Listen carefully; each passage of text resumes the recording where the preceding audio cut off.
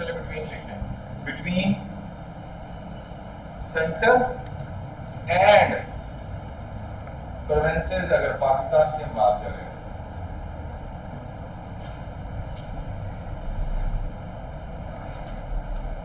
अच्छा आपको पता है कि हमारे यहाँ हमारा एक फेडरल सिस्टम है। क्लियर कर लेते हैं कि पाकिस्तान के अंदर फेडरेशन है। फेडरेशन क्या होती है, इसको हम आम लफ्जों में कहते हैं फेडरेशन। देखें ये एक ऐसा निजाम है कि जिसमें आपका एक सेंटर होता है और यहाँ पे आपके स्टेट्स, प्रोविंसेस या किसी भी सूरत में डिफरेंट यूनिट्स हैं जो स्टेट के मुख्तलिफ हिस्सों में। तो सेंटर की और इन स्टेट्स की आपस में जो डिवीजन ऑफ पावर है वो क्या होगी, ठीक है, कैसे होगी, ठीक है। तो बेसिकली जो फेडरेशन है इसमें एक बात क्लियर है कि सेंटर और ये जो इसके सब सेक्शंस हैं, ये प्रोविंसेस हैं, ये स्टेट्स हैं, कहीं पे इनको स्टेट्स कहते हैं, कहीं पे किसी मुल्क में इनको प्रोविंसेस कहते हैं, किसी मुल्क में इनको सिटीज कहते हैं। तो इनकी और सेंटर के दरमियान जो पावर है इसकी डिवीजन कर दी जाती है। और शायद आपको याद हो कि मैंने तब एक कॉन्सेप्ट दिया था कि एक होती है पावर को डेलीगेट करना, ठीक है। तो डेलीगेशन जो है आप वो पावर वापस भी ले सकते हैं। डिवीजन ये होती है कि आप थ्रू, अच्छा ये जो डिवीजन ऑफ पावर है ये थ्रू कॉन्स्टिट्यूशन है। आइन के मुताबिक सेंटर और उसके जो सब सिटी स्टेट प्रोविंसेस हैं उनके दरमियान आप इख्तियारात का बांट जो है वो कर देते हैं और वो थ्रू कॉन्स्टिट्यूशन करते हैं। तो थ्रू कॉन्स्टिट्यूशन का मतलब है कि अगर वो पावर्स आप वापस लेना चाहें तो आपको अगेन थ्रू कॉन्स्टिट्यूशन ही आप ले सकते हैं, खुद नहीं कर सकते क्योंकि आपने वो पावर डेलीगेट नहीं की बल्कि डिवाइड कर दी है। तो ऐसा निजाम कि जहां पे सेंटर और उसके जो सब सेक्शंस हैं या सूबे हैं या प्रोविंसेस या सिटीज जिस शक्ल में भी या स्टेट की शक्ल में मौजूद है उनके दरमियान पावर्स को कॉन्स्टिट्यूशनली डिवाइड कर दिया जाए जहां पे, तो वहां पे हम कहते हैं कि ये फेडरेशन है या इस मुल्क में फेडरल फॉर्म ऑफ गवर्नमेंट है, ठीक है जी। अच्छा इसके मुकाबले में इसको अंडरस्टैंड करने के लिए सिलेबस में नहीं है लेकिन थोड़ा सा आप देख लें, एक फॉर्म ऑफ गवर्नमेंट होती है यूनिटरी। तो यूनिटी फॉर्म ऑफ गवर्नमेंट के अंदर यूनिटी होती है, मींस टू से कि सारी की सारी पावर सेंटर के पास होती है, ठीक है जी। जो उसके सब स्टेट्स होती हैं उनके पास पावर्स नहीं होती, मतलब जो अगर थोड़ी बहुत पावर्स होती भी है तो वो सेंटर ने डेलीगेट की होती हैं और वो टाइम टू टाइम वापस भी ले लेता है, या तो सारे इख्तियारात अगर वफाक के पास है तो हम कहेंगे यहाँ पे यूनिटरी फॉर्म ऑफ गवर्नमेंट है। उसकी एग्जांपल आपके सामने चाइना है, ठीक है जी, और उसकी एग्जांपल जो है आपके सामने ईरान है, ठीक है, यूनिटरी फॉर्म ऑफ। अच्छा फेडरल में क्या है कि इंडिया जो है वो फेडरल भी है और यूनिटरी भी है। कुछ स्टेट्स को उसने पावर्स डिवाइड करके दी हुई है, कुछ को नहीं दी हुई, डेलीगेट की हुई है, तो वो सेमी फेडरल है।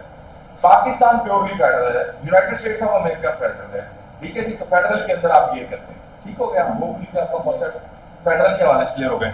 अच्छा जी इसके ऊपर चूंकि अगर आप फेडरल के ऊपर आए तो एक आपको लिखना पड़ता है। हमारे यहाँ एक जी फिलोसफर हैं अलेक्जेंडर, अलेक्जेंडर किस पे तो आप लिख लेंगे हैमिल्टन, HAMILTON, शायद ये मैंने पहले लिखा है।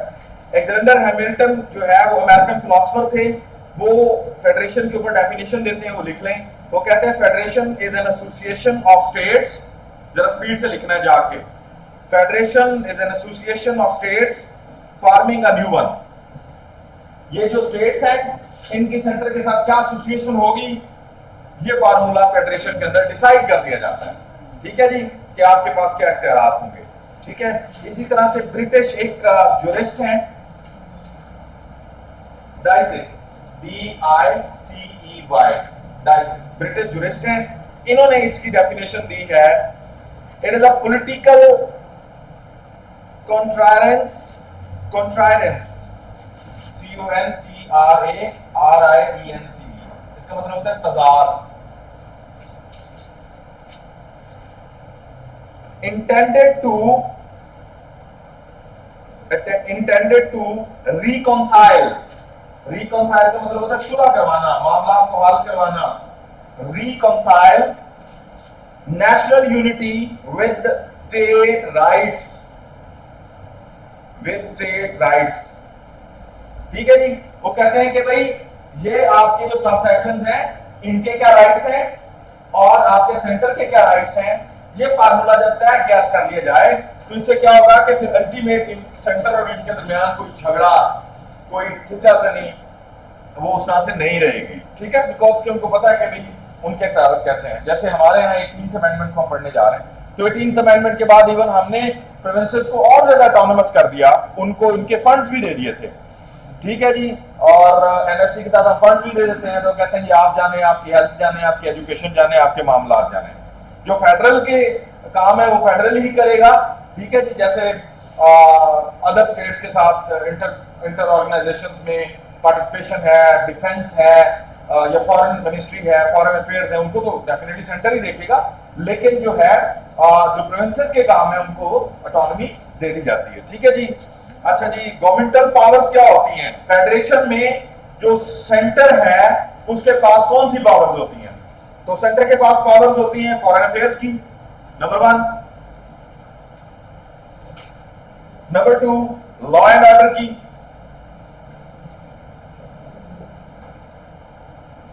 नंबर 3 डिफेंस की, करेंसी की, कम्युनिकेशन, टैक्सेशन। ये वो बातें, ये वो काम, ये वो अमूल, ये वो फंक्शंस हैं जो स्टेट सरंजाम जो है वो देती है, तो ये गवर्नमेंट के पास होती है।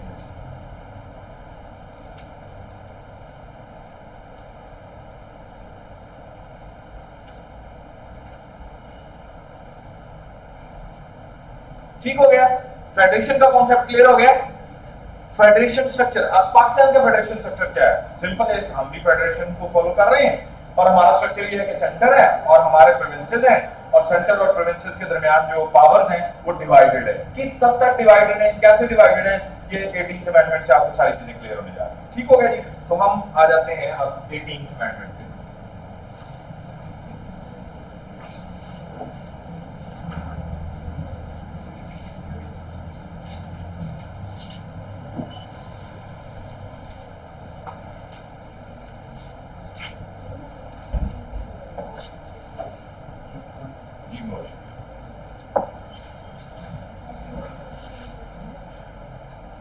अच्छा जी, एक 3 लिस्टें हैं,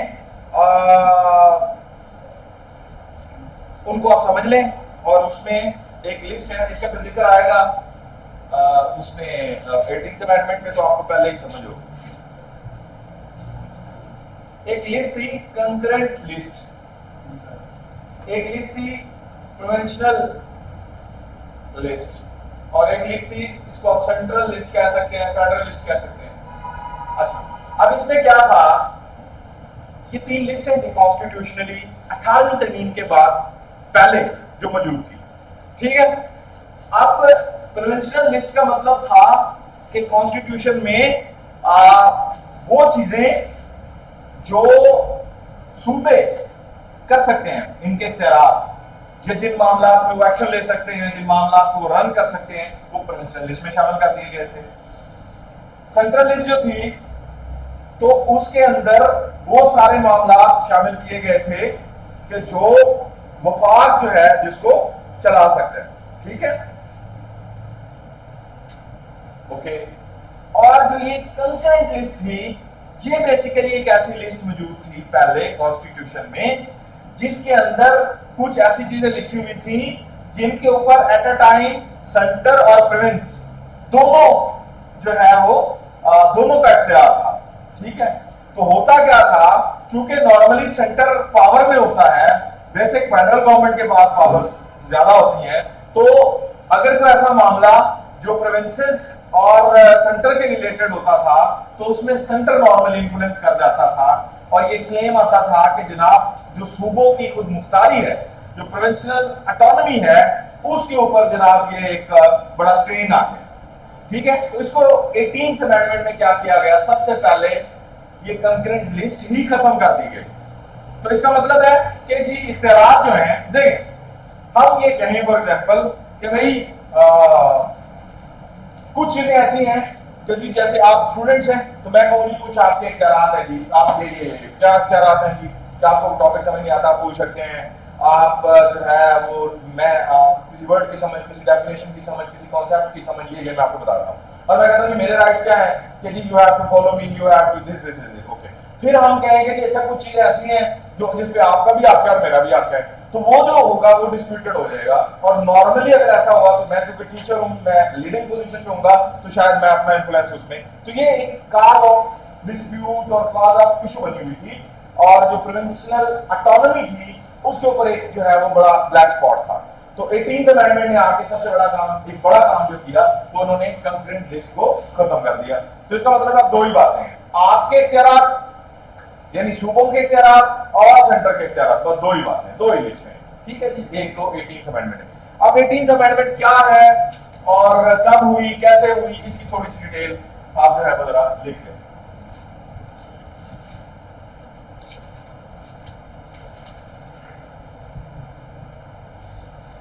अच्छा जी, एक तो आपको पता होगा कि हमारा जो रिसेंट कॉन्स्टिट्यूशन है वो कौन सा चल रहा है, 18th अमेंडमेंट। आपको पता है कि बेशुमार ये अमेंडमेंट का मतलब क्या होता है, तब्दीली, चेंजेस, ठीक है जी। अच्छा ये 18वीं तरमीम है। 18वीं तरमीम का मतलब ये है कि जो अच्छा ये तरमीम किस में होती है, ये तरामीम किस में होती है, चेंजेस कहां पे होती है, कॉन्स्टिट्यूशन में। और कॉन्स्टिट्यूशन किस में होंगी, जो रनिंग है। लाइक 56 का कॉन्स्टिट्यूशन अभी नहीं है हमारे पास, खत्म हो गया था, 62 का नहीं है, तो अभी जो रिसेंट वर्किंग में है that is the constitution of 1973। तो मीन्स टू से कि ये 1973 के कॉन्स्टिट्यूशन में लाई जाने वाली तब्दीलियां। और 18th का मतलब ये है कि ये जब पहली अमेंडमेंट हुई तो हम कहेंगे जी एक तब्दीली की हमने आइन में किसी भी वजह से, हम कहेंगे first amendment, second, third, fourth, अब ये मोर देन 20 हो चुकी है। सो ठीक है, तो ये 18वीं तरमीम जो थी वो सबसे ज्यादा इंपॉर्टेंट है जितनी भी तरमीम डे 1 से अब तक हुई हैं उनमें, बिकॉज के इसके अंदर क्योंकि हमारा मुल्क फेडरेशन था, तो जब हम फेडरेशन को देखते थे एज अ फेडरल स्टेट तो हमें बहुत सारी चीजें ऐसी नजर आती थी कि जिससे हमें लगता था कि नहीं वो फेडरेशन वाला जो सीन और सिनेरियो है वो शायद उतना अच्छा बेहतर तरीके से नहीं है। तो 18th अमेंडमेंट ने आके सूबों के और वफाक के जो इख्तियारात थे उसके ऊपर बहुत काम किया, ठीक है जी। इवन फाइनेंसिंग जो थी वो एनएफसी के थ्रू वो भी डिवाइड थी, ठीक है जी। तो दिस वाज ऑल अबाउट, तो इसका मतलब है कि जो लास्ट हमारा कॉन्स्टिट्यूशन रनिंग है that is the constitution of 1933 और उसके अंदर 18वीं तरमीम की गई जिसको आज हम पढ़ने जा रहे हैं और जो आपके सिलेबस में अलग से शामिल की गई। अच्छा जी लिख लें जल्दी से,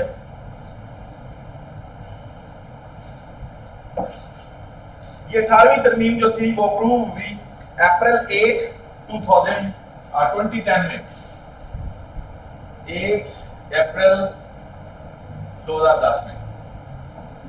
उस टाइम आसिफ अली जरदारी साहब जो थे वाज द प्रेसिडेंट।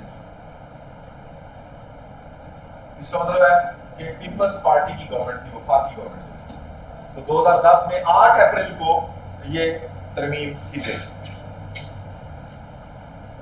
18वीं तरमीम के बारे में हम जनरल पढ़ रहे हैं तो फिलहाल तो इसको द लार्जेस्ट अमेंडमेंट कहते हैं हम। सबसे जितनी भी तरमीम हुई तो सबसे ज्यादा जो कॉन्स्टिट्यूशन में तब्दीली लाई गई वो 18वीं तरमीम के तहत लाई गई, सबसे ज्यादा, ठीक है जी। लार्जेस्ट हिस्ट्री में पहली तरमीम से लेकर अब तक, ठीक है, this is the largest amendment. इसके अंदर तकरीबन 97 आर्टिकल्स जो हैं उनको अमेंड किया गया। कितने? अच्छा एक आप जेल में रखिएगा, अमेंडेड या अमेंडमेंट्स हुई उसमें आर्टिकल्स में। अच्छा कुछ जरूरी नहीं है कि एक अमेंडमेंट में आप कोई एक ही आर्टिकल छेड़ सकते हैं, एक ही बात कर सकते हैं। आप एक अमेंडमेंट लेके आते हैं, अमेंडमेंट का मतलब है कि उस अमेंडमेंट के जरिए का तब्दीली करना चाह रहे हैं कॉन्स्टिट्यूशन में। उस तब्दीली में आप किस किस आर्टिकल को छेड़ रहे हैं, ठीक है, उसको प्रूव करवाएंगे, ये फिर एक आप पे है, ठीक है। तो पहले जितनी भी अमेंडमेंट्स आई है, इवन इसके बाद जितनी भी अमेंडमेंट्स आई, तो इतने आर्टिकल्स चेंज नहीं किए गए थे, इतने आर्टिकल्स पे इफेक्ट्स नहीं आए थे जितने के इसके आए। इस वजह से इसे लार्जेस्ट कहते हैं। कहा जाता है कि तकरीबन ये कोई कहा जाता है कि ये फैक्ट है कि तकरीबन 1/3 जो कॉन्स्टिट्यूशन है वो चेंज कर दिया गया इस अमेंडमेंट के जरिए। और ये बड़ी बात है कि आपका जो 1973 से चलने वाला आइन था उसका 1/3 हिस्सा अमेंड कर दिया गया। तो ये बड़ी तब्दीली थी जो 18th अमेंडमेंट के जरिए की गई।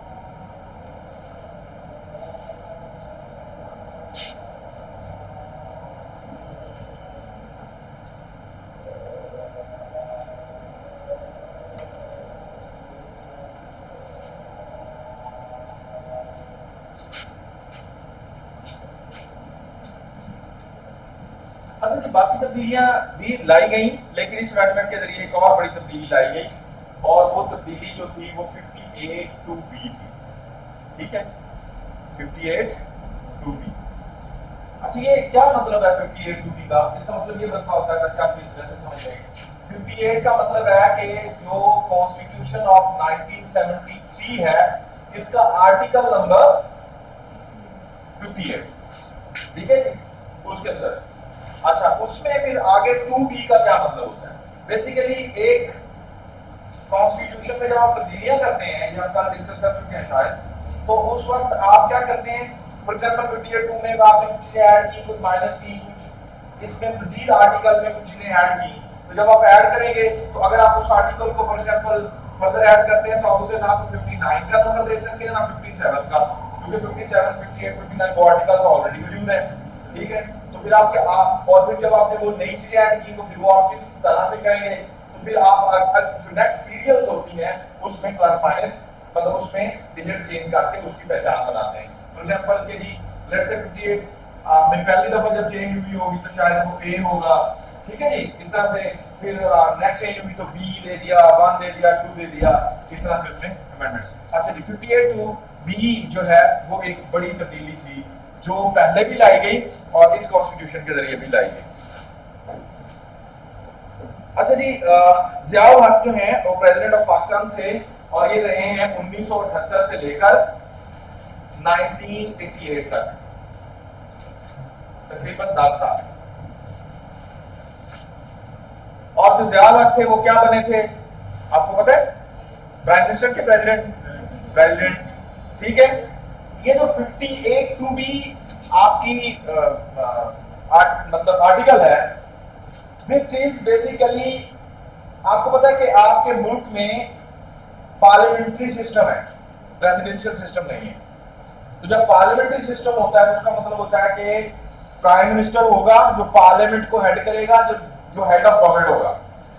लेकिन प्रेसिडेंट जो है वो सिंबॉलिकली हेड ऑफ स्टेट होगा। तो असल पावर्स जो होती हैं गवर्नमेंट की वो किसके पास होती हैं? डी जोरो सॉवरेनिटी किसके पास होती है? प्राइम मिनिस्टर के पास। प्रेसिडेंट के पास उतनी पावर्स नहीं होती। अब जवाहरलाल जो थे वो मोस्ट इन्फ्लुएंशियल लीडर बन के उन्होंने टेक ओवर किया था, तो अब जो सारी की सारी पावर्स थी वो तो प्राइम मिनिस्टर के पास थी, तो लिहाजा उन्होंने वो पावर्स, और ये कॉन्स्टिट्यूशनली ऐसा था, तो उन पावर्स को अपने पास ले जाने के लिए, और वो पावर्स क्या थी कि आप किसी भी टाइम असेंबली को तोड़ सकते हैं, और ऐसा उन्होंने किया भी फॉर मेनी टाइम्स, और जो है वो मेन डिसीजंस के अंदर पावर्स, तो वो पावर्स प्राइम मिनिस्टर से प्रेसिडेंट की तरफ शिफ्ट करने के लिए जिस आर्टिकल में तब्दीली ला रही आ रही थी वो क्या था? 58, ठीक है, 58 2B। तो ये बेसिकली, और ये 58 2B की जो तब्दीली थी वो फर्स्ट टाइम 8th अमेंडमेंट के जरिए लाई गई। अब ये थोड़ी सी हिस्ट्री भी आप ध्यान में रख लें। फर्स्ट टाइम 8th अमेंडमेंट जो है उसके जरिए ये 58 2B लाई गई, और 19 नवंबर 1985 में फर्स्ट टाइम। अब आप देखिएगा ये इन्हीं का इरादा बनता है ना, ठीक है, तो लिहाजा वो पावर्स प्रेसिडेंट के पास गई पहली दफा 8th अमेंडमेंट के जरिए, ठीक है। अच्छा, इसके बाद नेक्स्ट बस शॉर्टली लिख लें, टाइम इज शॉर्ट, कुछ और चीजें डिस्कस करनी है। इसके बाद एक 13th अमेंडमेंट आई, 13वीं तरमीम। 13th अमेंडमेंट जो थी वो बेटा आई 1997 में, 1997 में, और 1997 में उस टाइम गवर्नमेंट थी, प्राइम मिनिस्टर थे नवाज शरीफ, ठीक है जी। अब नवाज शरीफ क्या थे? Prime minister. तो 18th अमेंडमेंट के तहत वो पावर्स किसके पास थी? लिहाजा उन्होंने 13वीं तरमीम की और वो पावर्स वापस किसके पास लेके आए? रिटर्न, ठीक है जी। अच्छा, इसके बाद बेटा नेक्स्ट 17th अमेंडमेंट की गई, 17वीं तरमीम। ये 18वीं से पहली 17वीं, और ये जो 17th अमेंडमेंट थी ये जनरल परवेज मुशर्रफ साहब जो हैं उनके दौर में की गई 2003 में, ठीक है, 17th अमेंडमेंट।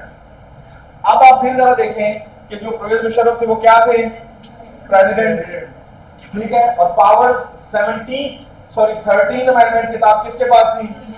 तो उन्होंने फिर 58 2B को अमेंड किया। ये जो 58 है तो ये 58 2 और फिर B तक कैसे पहुंचा? ये इस वजह से पहुंचा, ठीक है जी।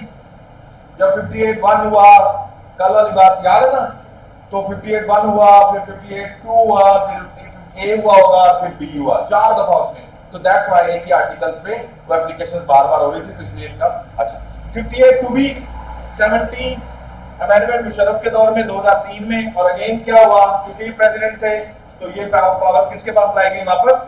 ओके, और अब हम 18th अमेंडमेंट तक मैं आपको ले आया हूं, जो कि अब हम पढ़ रहे हैं। तो 18th अमेंडमेंट में जो है, जो कि 2010 में लाई गई जरदारी साहब के दौर में, तो अब लास्टली ये पावर्स किसके पास थी? मुशर्रफ के पास। तो जरदारी साहब ने क्या किया? ये पावर फिर किधर शिफ्ट की? पीएम के पास। हालांकि वो खुद उस टाइम प्रेसिडेंट थे। ये चीज उनके अपने कैबिनेट में भी जाती है कि भाई आपको तो चाहिए था कि वो पावर अपने पास रखते शायद, लेकिन उन्होंने क्या किया? डेलीगेट की। उन्होंने कहा जी फेडरेशन है और हमारा जो पार्लियामेंट्री सिस्टम है गवर्नमेंट का, तो उसके मुताबिक ये पावर्स प्राइम मिनिस्टर की बनती हैं, लिहाजा दोबारा चली गई। और 18वीं टर्मीम के बाद 58 2B के हवाले से अभी तक कोई और अमेंडमेंट नहीं आई। तो इस टाइम ये जो डी और सॉवरेनिटी किसके पास है? ठीक हो गया जी। एक आप ये हिस्ट्री थोड़ी सी आगे पे रखें। अब हम आते हैं जी 58 2B पे वापस।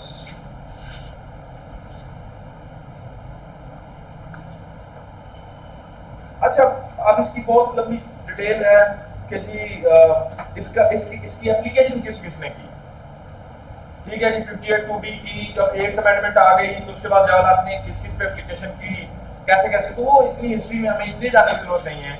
रीजन बिहाइंड कि आपके सिलेबस में 18th अमेंडमेंट, तो हम फिर 18th अमेंडमेंट को फोकस करेंगे। जो बाकी अमेंडमेंट में चलेगा आपको आइडिया होना चाहिए चूंकि ये डील्स विद इट और ये also included in 18th amendment, लिहाजा उस टाइम कौन प्राइम मिनिस्टर वो मैंने बता दिया, ठीक है। लेकिन उन्होंने किस किस पे वो प्रैक्टिसेस होती रही वो हमें फिर डिस्कस करने की जरूरत नहीं है हिस्ट्री में, समझता हूं।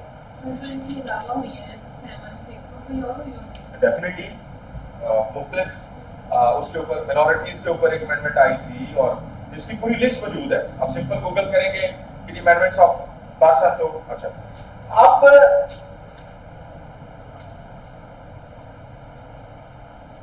ओके अब 18th अमेंडमेंट के जरिए यहां तक चीजें क्लियर होगी आपको? अच्छा अब हम 18th अमेंडमेंट के जरिए जो कुछ बाकी हुआ है वो देख लेते हैं। एक दो बातें अभी तक 18th अमेंडमेंट में मेजर मैंने बताई हैं, दो बड़ी बातें। कौन सी दो? एक बता दें। दो बड़ी अमेंडमेंट्स जो 18th अमेंडमेंट के तहत दो बड़ी तब्दीलियां मैंने अभी तक बता दी, ठीक है ठीक है। एक तो ये दूसरी नहीं वो तो वही एक ही बात है ना। दूसरी कंक्रीट लिस्ट का खत्म कर देना, ठीक है जी। दो बातें आ गई। अब हम नेक्स्ट करते हैं।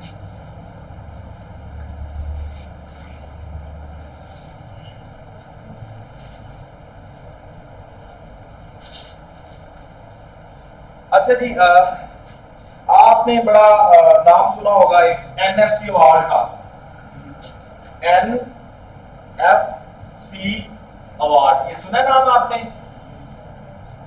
ये एनएफसी अवार्ड जो है ये एन स्टैंड्स फॉर नेशनल, लिख लें, N stand for national, F for finance and C for commission, ठीक है जी। नेशनल फाइनेंस कमीशन बनाया गया और ये नेशनल फाइनेंस कमीशन जो था इसने जो फंड्स हैं ऑलरेडी भी सूबों को फंड्स दिए जा रहे थे वफाक की तरफ से, लेकिन वो कंपैरेटिवली वो वाला थोड़े थे। उसकी वजह के फिर बहुत सारी जो मैनेजरियल चीजें थी वो फिर वफाक के पास थी, जैसे हेल्थ को वफाक देख रहा था छोड़, तो उन्होंने क्या किया, उन्होंने कहा जी आप एक नेशनल फाइनेंस कमीशन बनाया गया 18वीं तरमीम के तहत, इसलिए हम पढ़ रहे हैं, ठीक है जी। ये आपके ऑब्जेक्टिव में भी आ सकता है, एनएफसी के ऊपर इटसेल्फ क्वेश्चन कंस्ट्रक्ट हो सकता है। तो ये बेसिकली एनएफसी का टर्म जो थी इस कमीशन को इंट्रोड्यूस करवाया गया वो 18th अमेंडमेंट के तहत करवाया गया और इसमें बेसिकली जो है ये एनएफसी किस लिए था? For the distribution of revenue, आप लिख सकते हैं एनएफसी के ऑब्जेक्टिव्स क्या थे? Distribution of revenue between provinces and centre. समझ? Distribution of revenue between provinces and centre, ठीक है जी। सूबों और वफाक के दरमियान रेवेन्यू जो मुल्क का है वो कैसे डिस्ट्रीब्यूट होगा, it will be decided through NFC award, ठीक हो गया जी। अच्छा नेशनल रिसोर्सेज लिख लें, इसमें नेशनल रिसोर्सेज हैं, नेशनल रेवेन्यू है या जिसको आप नेशनल वेल्थ कह सकते हैं, ठीक है।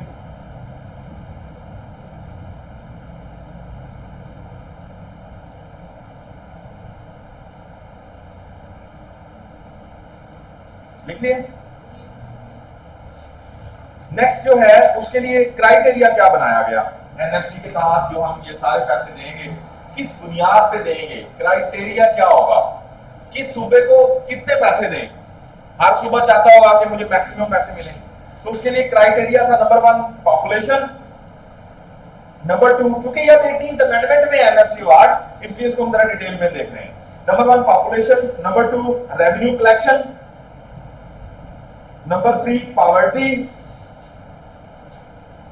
and number 4 is reverse population density।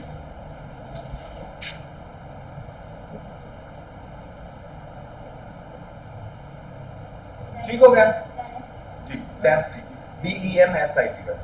अच्छा आपने देखना है कि किस सूबे में आबादी कितनी है, अल्टीमेट जितनी ज्यादा आबादी होगी तो उनको ज्यादा पैसे चाहिए, या गुर्बत कहां ज्यादा है, जहां ज्यादा गुर्बत होगी उनको ज्यादा पैसे चाहिए।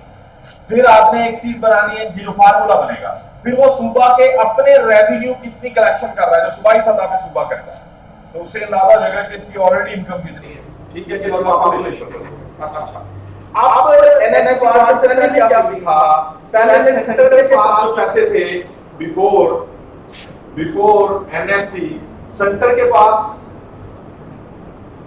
और प्रोविंसेस के पास क्या सीन था? सेंटर के पास पहले थे 53.5%, तो प्रोविंसेस के पास थे 56.5%। जब एनएफसी आ गया तो इसके बाद क्या हुआ? इसके बाद सेंटर के पास कितने रह गए और प्रोविंसेस के पास कितने रह गए? तो सेंटर के पास रह गए 42.5% और प्रोविंसेस के पास रह गए हो गए 57.5%।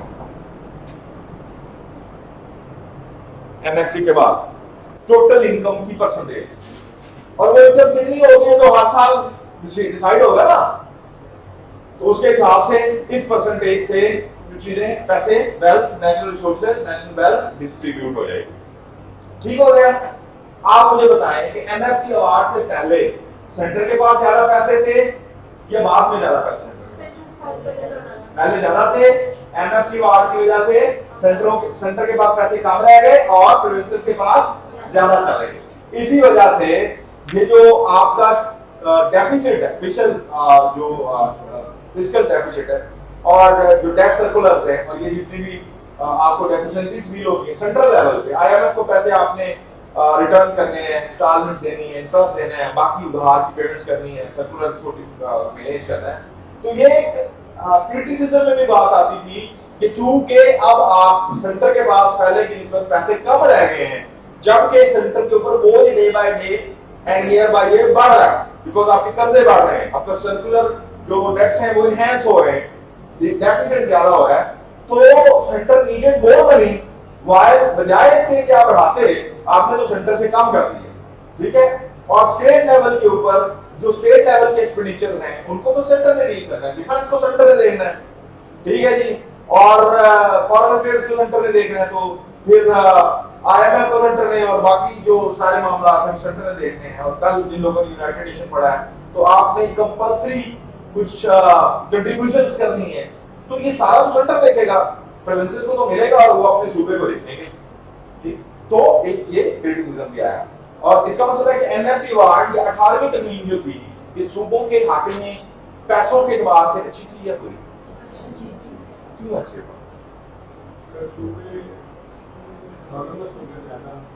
ओके, हुआ क्यों ऐसे? हैं?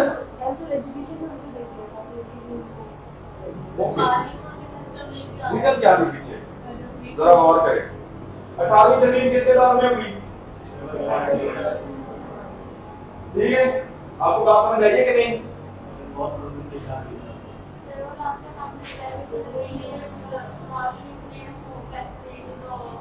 वो एक अलग बात है।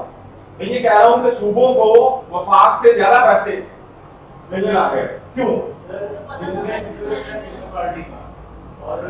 ठीक है? ठीक है, समझ आई बात की। हालांकि उसमें सेंटर में वो खुद था, लेकिन इन स्पाइट ऑफ दैट नहीं समझ आई कई लोग। इतनी सारी क्लू दे के भी नहीं समझ आ रही। अच्छा जी, अब जब फर्दर निकले, पहले पंजाब के पास जो था वो था 53.2%। अच्छा मेरी बात सुने, कैसे? ये किसका 52.3% था? यानी बिफोर ये जो प्रोविंसेस को पैसे मिलते थे ना, मैंने कहा कि एनएफसी से पहले भी सूबों को पैसे मिलते थे, तो जो सूबों का टोटल था, उस टोटल का 53.2% किसके पास था? पंजाब के पास पहले। और अब सूबों को जो टोटल पैसे मिल रहे हैं वो बढ़ गए, तो पंजाब के पास ये अमाउंट, ये रेशो बढ़नी चाहिए, लेकिन यस वो रह गई 51.74%। ये क्या हुआ? अब कितनी रह गई एनएफसी अवार्ड के बाद? ओवरऑल एनएफसी अवार्ड से सूबों को क्या हो रहा है? पंजाब को क्या हो रहा है? ये क्या हुआ? ये ऐसा क्यों हुआ? फिर दो लीग को बैठनी चाहिए।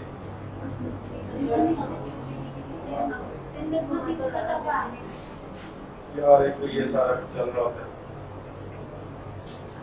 अच्छा जी, बेसिकली पहले एक और अमेंडमेंट भी लाई गई थी। जो prime minister of the state है वो पहले कॉन्स्टिट्यूशनली बात करता था 2 दफा, 2 टर्म अवेल कर सकते थे। आप एक बार प्राइम मिनिस्टर बने ओके नेक्स्ट टाइम बात सकते हैं। कितनी दफा बात सकता था? 2 दफा। लेकिन 18वीं तरमीम के बाद 3 दफा बात सकता है। क्या हुआ? क्या हुआ? समझ आई? चले नेक्स्ट। सब क्लियर है? तो ये क्या हो रहा है? ये क्या हो रहा है? ठीक है, आप देख रहे हैं कानून में तब्दीली हो रही है और क्या हो रहा है। अच्छा जी, इसी तरह से बेटा 18th अमेंडमेंट में एनआरसी को हमने थोड़ा सा देखा। इसके ऊपर बड़ी डिबेट हुई थी, डॉन में बड़े आर्टिकल्स आए थे, सीएसएस के लोगों में एनआरसी के ऊपर कल ऐसे भी आया था। ठीक है, पर ये एनएफसी का आइडिया दिया एक कमेटी बनाई थी उन्होंने 18th अमेंडमेंट के लिए। उसमें बहुत सारे इकोनॉमिस्ट शामिल थे, उसमें जो है लॉयर्स, जूरिस्ट, बड़े कानूनदान और पूरा वो टेक्नोक्रेट्स को मिलकर उस कमेटी ने बड़ा काम किया था। और बहुत बेशुमार मीटिंग की थी, उस पर आइडियाज डिस्कस हुए थे और इसमें पॉलिटिकल लोग भी शामिल होते हैं, पार्टीज के जो नुमाइंदे होते हैं। अच्छा जी, एक 18th अमेंडमेंट के जरिए एक और डेवलपमेंट हुई और वो बनी काउंसिल ऑफ कॉमन इंटरेस्ट। ये खैर 18th अमेंडमेंट के जरिए तो नहीं बनी, वो ऑलरेडी एस्टैब्लिश्ड थी। सीसीआई उसको हम कहते हैं, सीसीआई। तो वही टॉपिक है अलग से। 18th अमेंडमेंट ही चल रही है। 18th अमेंडमेंट में होने वाली तब्दीलियां, एक पहली सी स्टैंड्स फॉर काउंसिल, दूसरी C stands for common and तीसरी I stands for interest. Council of common interest, ये council of common interest basically constitution के साथ ही 1973 में जो है एस्टैब्लिश हुई। अब क्या तब्दीली लाई गई? पहले ये जो काउंसिल ऑफ कॉमन इंटरेस्ट थी ये काम करती थी under the supervision of cabinet division, ministry of cabinet. Cabinet जो होती है प्राइम मिनिस्टर की, उसके अंडर काम करती। ठीक है, तो 18th अमेंडमेंट के बाद इसको मिनिस्ट्री ऑफ इंटर प्रोविंशियल के अंडर कर दिया गया। इंटर प्रोविंशियल कह सकते हैं, इशूज कह सकते हैं। ये क्या हुआ? तो इंसिस्टेंट कैसे? इसके कुछ स्मार्ट डिसीजंस लेने कॉमन इंटरेस्ट के। पहले किसके अंदर थी? मिनिस्ट्री ऑफ कैबिनेट की। और कैबिनेट किसकी? ठीक है, तो फिर किसका इन्फ्लुएंस चल जाना था सीसीआई पे? तो अब किसके कर दी? एक ऐसी मिनिस्ट्री बनाई गई है जो इंटर प्रोविंसेस जो अफेयर्स हैं उसको देखती है। तो इसको उस कैटेगरी से निकाल के अलग अलग कैटेगरी, उसका मिनिस्टर भी फेडरल ही होगा। ठीक है, लेकिन प्रॉपर्ली उसकी थोड़ी डिवीजन, उसका स्ट्रक्चर, उसकी कंट्रीब्यूशन थोड़ी चेंज की गई और ऑब्जेक्टिव्स वही थे। और ये जो अमेंडमेंट थी ये आर्टिकल 153 और 154 में थी।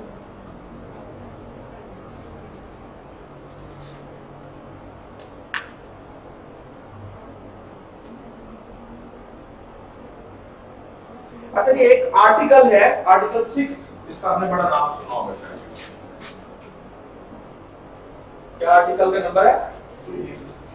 6। आर्टिकल 6 के तहत ये हो गया, आर्टिकल 6 के तहत वो हो गया, बड़ा सुना।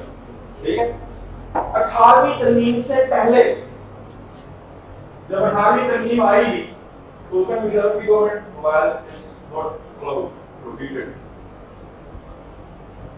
जब 18वीं तरमीम आई तो उसमें मुशर्रफ की गवर्नमेंट थी या खत्म हो गई थी? खत्म हो गई थी। तो आर्टिकल 6 जो था वो पहले भी मौजूद था, लेकिन पहले आर्टिकल 6 ये कहता था कि जो बंदा कॉन्स्टिट्यूशन में गद्दारी करेगा अनकॉन्स्टिट्यूशनली तो उसके खिलाफ गद्दारी का मुकदमा दर्ज होगा। 18वीं तरमीम के बाद उन्होंने अच्छा तो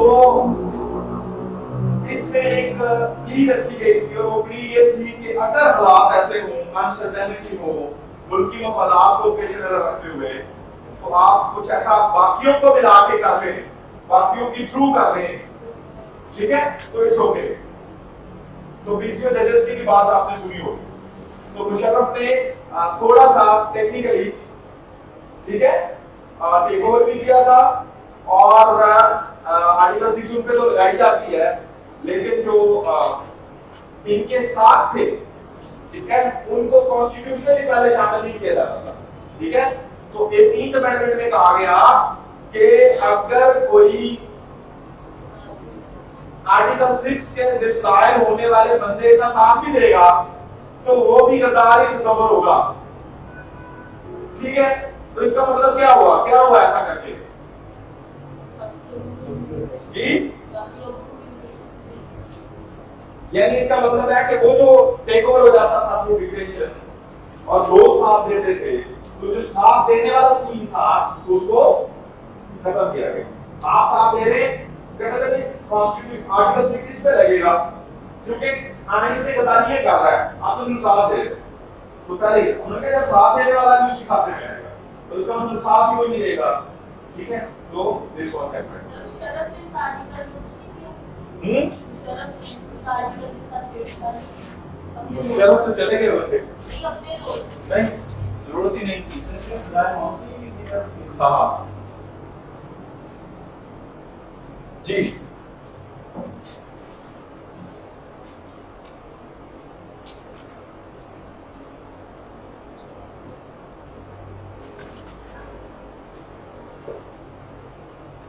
अच्छा जी, फर्दर क्या हुआ? 18th अमेंडमेंट से पहले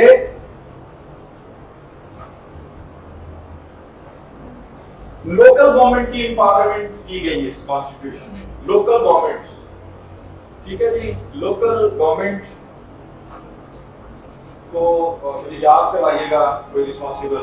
आपके पेपर 1 में लोकल गवर्नमेंट का एक एंड के ऊपर एक लाइन में सिलेबस था, तो वो मेरे को ओवरलुक हो गया है, तो चाहिए मुझे अब याद आ रहा है। तो आपको बताना है लोकल गवर्नमेंट के सिस्टम को देखने के किसी लेक्चर में। तो लोकल गवर्नमेंट का जो सिस्टम था इसको एम्पावर किया गया थ्रू 18th अमेंडमेंट। क्या किया गया? एम्पावर, ताकि लोकल लेवल के ऊपर लोगों के काम बेहतर तरीके से हों। तो जब लोकल गवर्नमेंट्स किसके अंदर चल रही हैं? प्रोविंसेस के अंदर, तो उनको फंड्स कौन देगा? प्रोविंसेस देंगे ना, ठीक है, प्रोविंसेस में डेवलपमेंट होनी है ना। तो लिहाजा वो एक पूरा मैकेनिज्म है कि जो बिल्कुल लास्ट एंड तक गली तक भी जाता है, यानी गली में से भी काउंसिल सिलेक्ट होता है और वो गली वाले ही उसको पूछते रहते हैं कि हमारी गली कब बना रहे हो, ये गटरों की सफाई कब करा रहे हो, लाइटें नहीं लगी।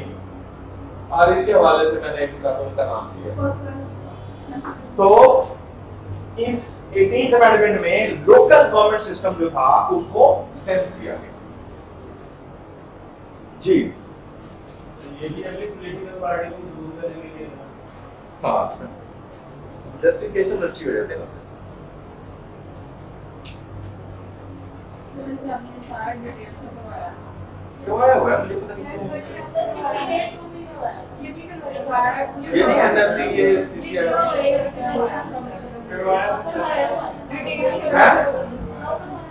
फिर यार आप क्यों नहीं बोल रहे? मेरा टाइम ज़ाया क्यों कर रहे हैं? You are saying सर्जरी करवाया था कितने? अच्छा listen please raise your hand जो लोग कहते हैं कि ये डिटेल्ड में जिस तरह से हम पढ़ रहे हैं इस तरह से हमने कर लिया था। अभी तक लोग बताया वो आपने सारा आगे कौन सा कोई नया अच्छा बहुत सारे लोगों ने नहीं भी किया हुआ। आई डोंट नो कि क्या रीजन बिहाइंड, ये किस कॉन्टेक्स्ट में मैंने पढ़ाया है, क्या हुआ है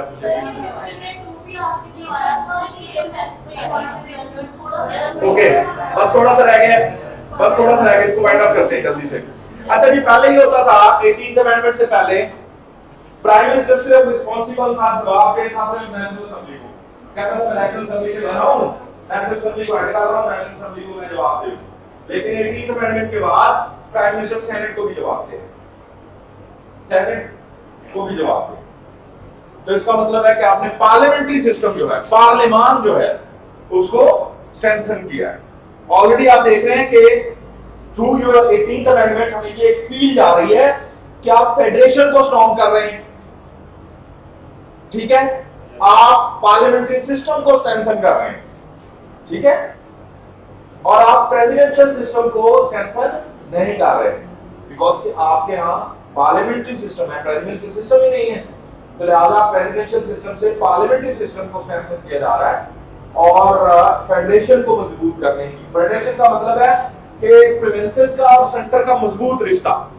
तो जब आप लड़ाई करने वाले मामला रिजॉल्व करते जा रहे हैं और उनको उनके इख्तियार देते जा रहे हैं, तो अल्टीमेट क्या होगा कि इख्तियार मजीद बेहतर होंगे। जैसे डोमेस्टिक लेवल पे देखते हैं हम कि एक वफाक होता है, ठीक है जी, जो बेचारा सुबह से लेकर रात गए तक खाता है नेशनल वेल्थ कमाने के लिए है, और उनके अंदर एक सूबा काम करता है।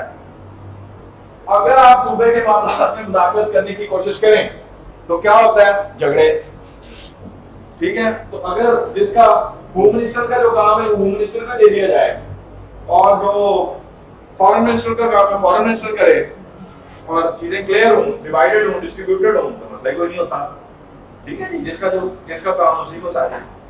तो ये होता है।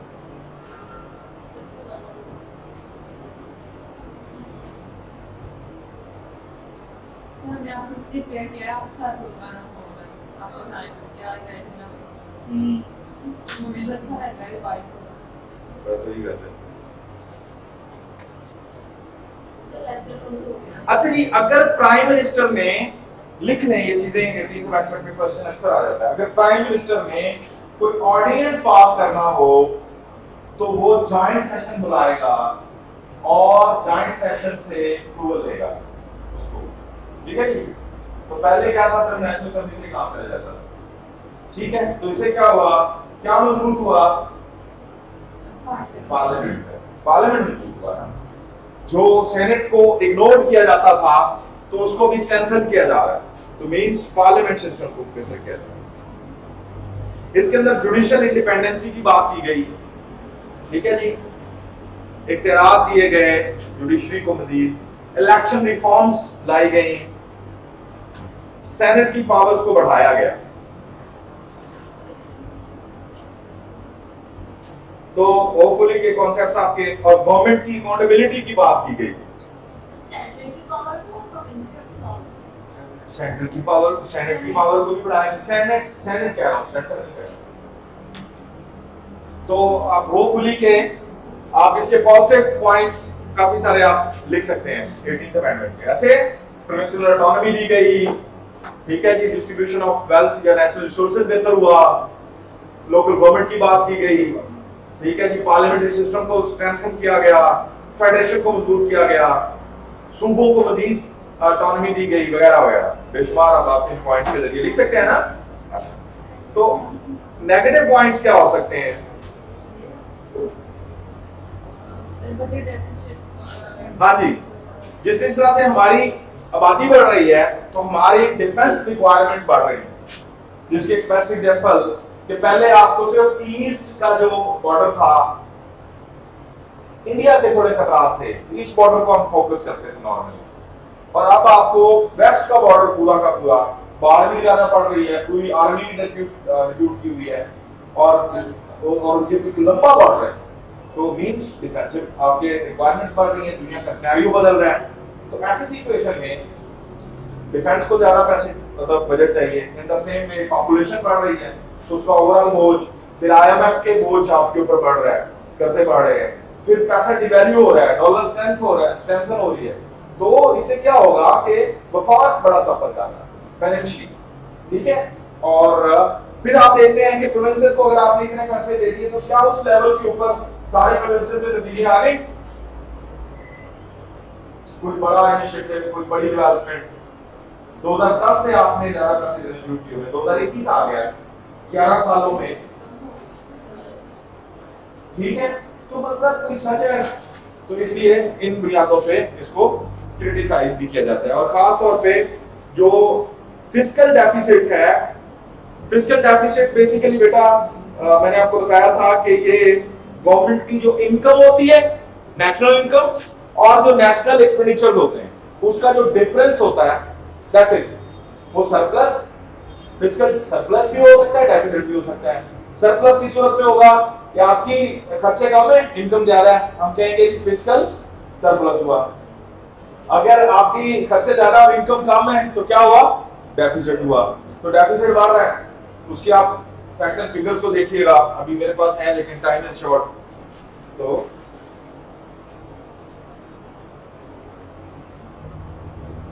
अच्छा, फिर ये कि आपने इतने ऑटोनॉमी दे दी सूबों को कि कुछ मामलात में आपको मसाइल का शिकार भी होना पड़ा सेंटर। ठीक है जी, लाइक एक एग्जांपल है कि कोविड आया, कोविड के ऊपर चूंकि पूरे मुल्क इफेक्ट हो रहा था, पूरी दुनिया इफेक्ट हो रही थी, तो आपने देखा कि प्रोविंसेस में गवर्नमेंट के हिसाब से मर्जियां चल रही थी, तो उसका loss as the whole national interest का हो रहा था। और ऐसा क्यों हो रहा था? वो कहते थे कि हाल हमारे अंडर है, हम जाए और हमारी हालत जाने। ठीक है, तो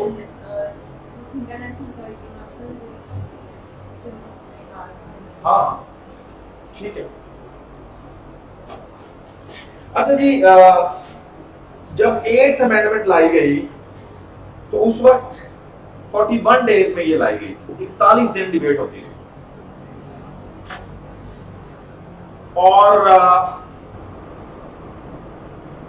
18th अमेंडमेंट जब लाई गई तो उस दिन पूरे 2 दिन डिबेट होती रही।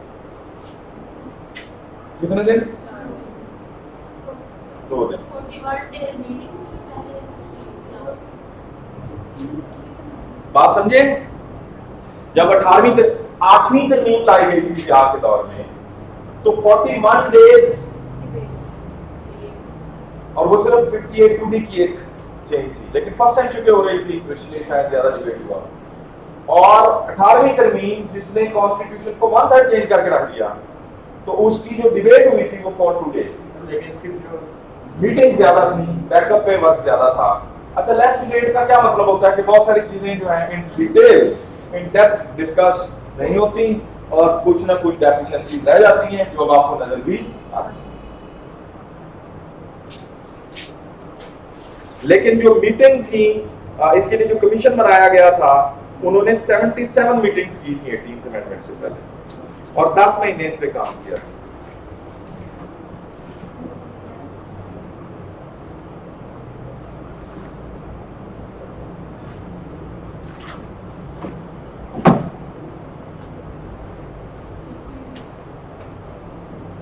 अच्छा जी,